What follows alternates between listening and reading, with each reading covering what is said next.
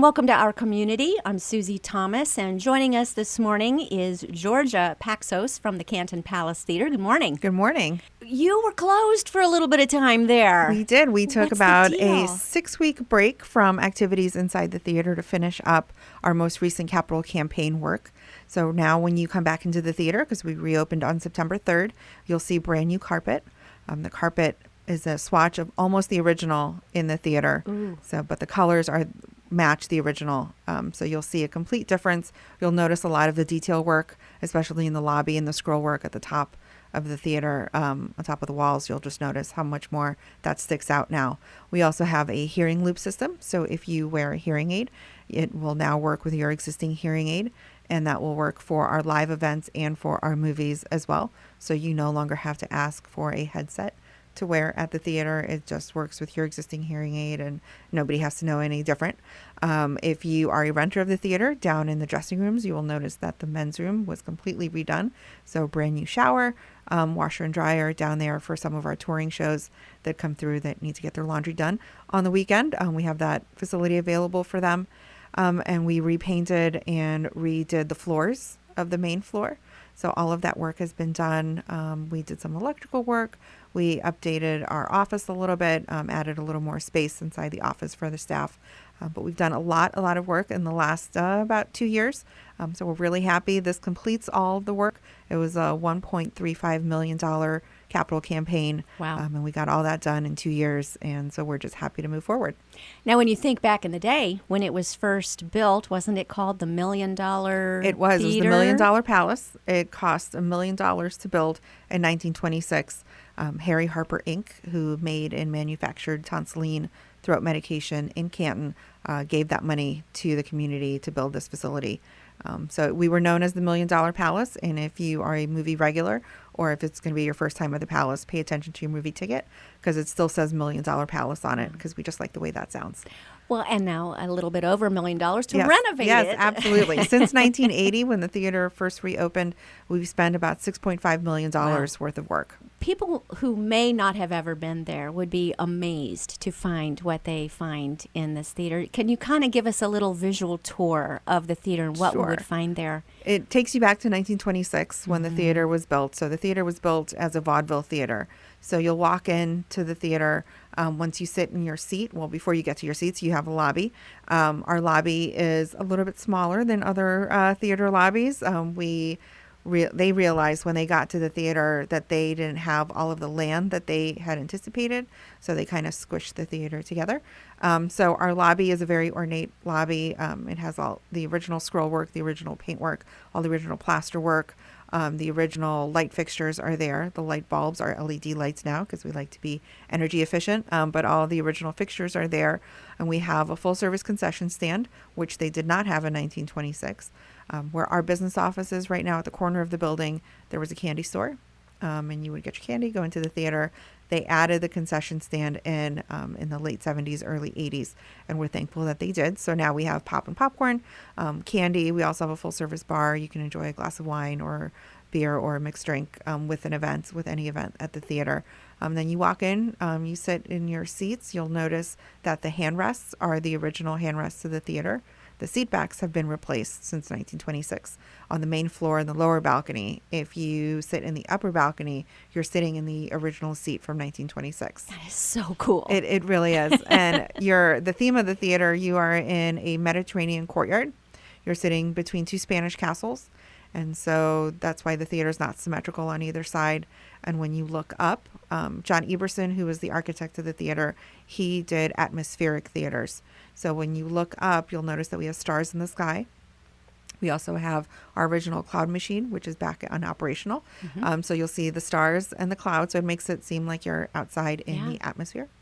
You'll notice on the right and left side of the stage, there are plaques that now say Canton Palace Theater, but those are the annunciators. So they would announce the act on stage, because you could come to the theater and stay all day and see musicians. You could see a magician. You could see dancers. You could see actors. You could see a little bit of everything for 5 cents in 1926 and stay all day. And that was part of the vaudeville. We have our original Kilgan organ, So we're the only theater in the country to have the original organ and still play it. That's amazing. And we still play it before most of our movies.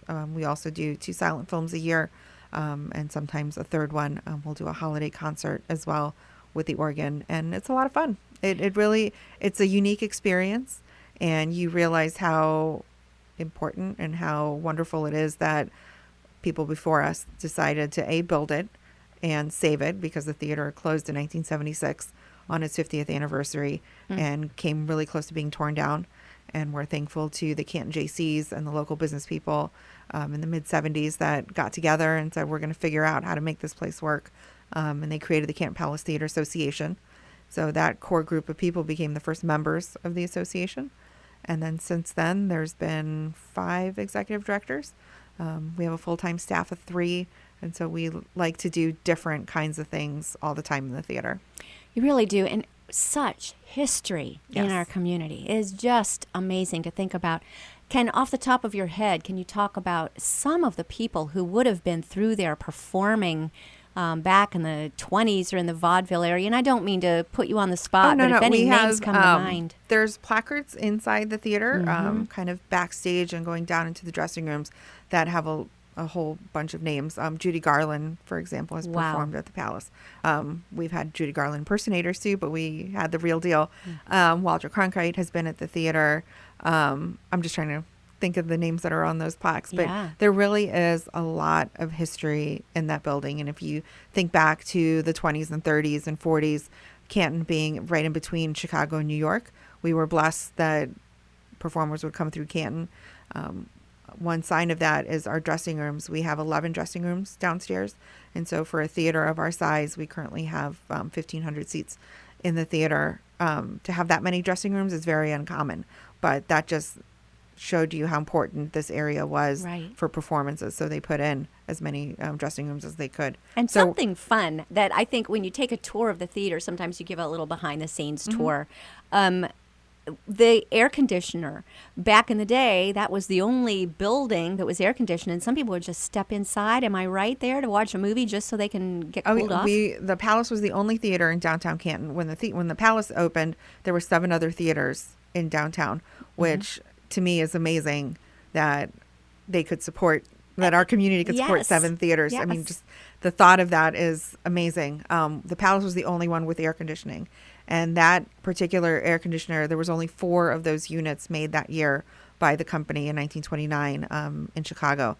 And so we had one of the 4, and we were the first one in Canton to have air conditioning. And if you remember, if you've noticed, when you sit in your seat, it's almost as if every other seat there's a vent in the floor.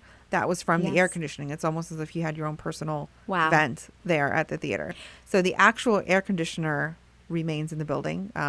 We'd have to tear apart Does the it still sidewalks. work? It does not work. It's been completely disconnected, but we can't get rid of it. You'd have to tear out the sidewalk to get it out, and it's a really great talking piece when you do give a tour. So It's magnanimous. It is is. huge. Yeah, if you're picturing a little window unit, this Oh, thing no, is no. just a gigantic, like one of the first computers. yes, it takes up the better portion of the room that it's in, and it also has an equally enormous wrench that just lays on top of it that they use to do, I guess, maintenance work for it. But yeah, I mean, we were blessed to have the first air conditioner in downtown Canton. So So much fun. Let's go back to the Kilgan organ. yes. You said, and I don't want anyone to miss this, the only historical theater that still has its original organ And still plays it's it. playing. That is the key. There are other theaters that have their original organ, but it's not operational.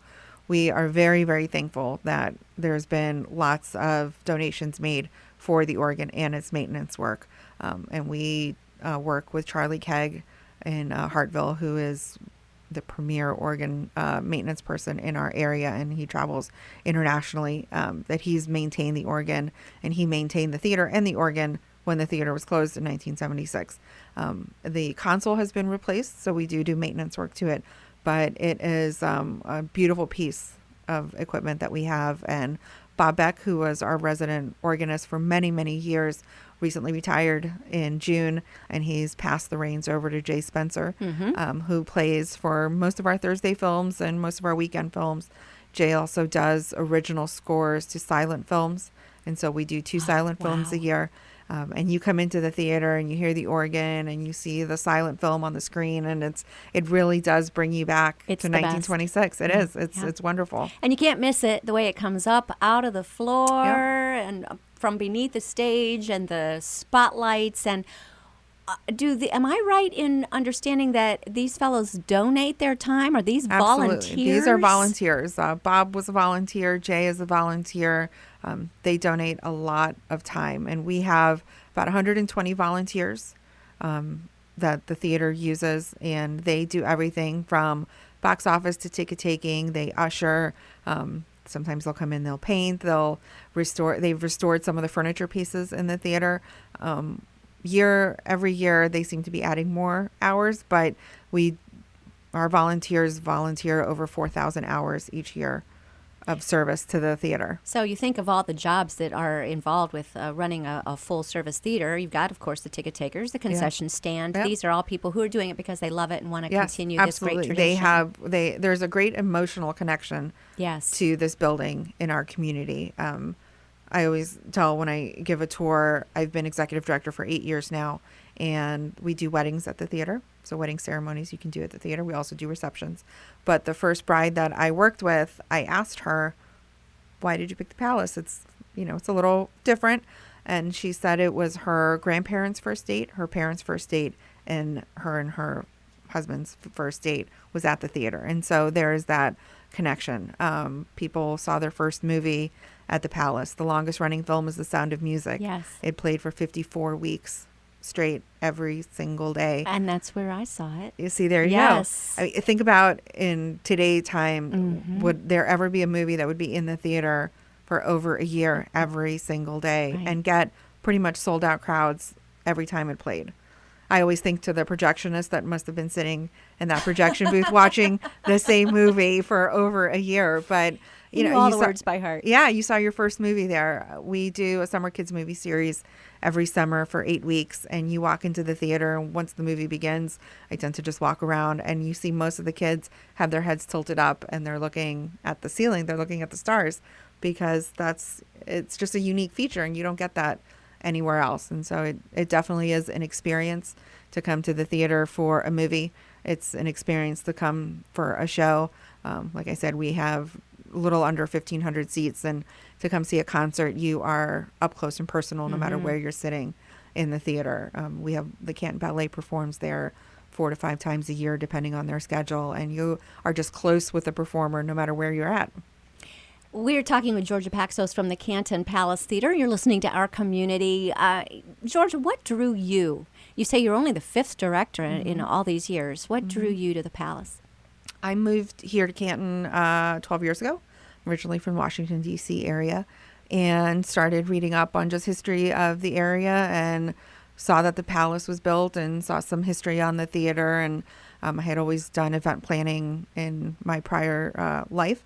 And so I said, you know what, this is a great experience. It's every show, every movie, it's a different kind of event. I like that no day is the same. There's always something different. Every performance is different. We can go from the ballet to a rock concert to a movie to a wedding all within 4 days. And so I enjoy that fast pace. So, and I instill in the staff there. There's only 2 other full-time staff people that we are the keepers of the Palace. And this building has been around for almost 89 years, and it is our responsibility to keep it moving forward. It's such a great story. We're going to find out what is going to be coming out and playing at the Palace after these words. Stay with us.